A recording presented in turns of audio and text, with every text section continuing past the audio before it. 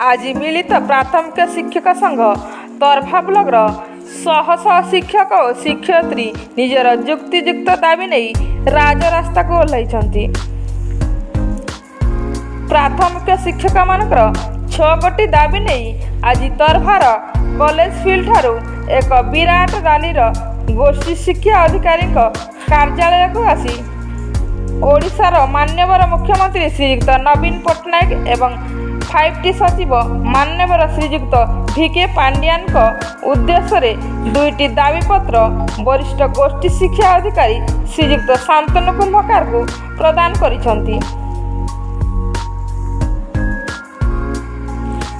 तांकर दाबी माने हेला प्रथम प्राथमिक शिक्षक नियुक्ति क्षेत्र में चुक्तिभित्तिक नियुक्ति बंद करा जिबा 6 वर्षर चुक्तिभित्तिक चाकरी को नियमित करी सरकारी चाकरी रे मिश्रण करा जाई सही अनुसार इंक्रीमेंट रो व्यवस्था रखिबा।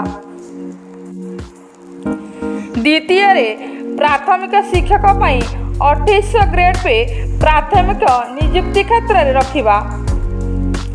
तृतीय रे नूतन पेंशन व्यवस्था बंद करी समस्त प्राथमिक शिक्षक मानकु पुरातन पेंशन व्यवस्था रखिबा।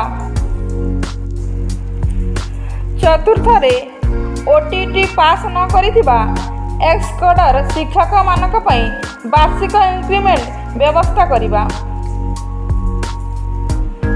पंचम रे एक्स कोडर शिक्षक मानकु प्राथमिक शिक्षक कैडर रे शामिल करिबा।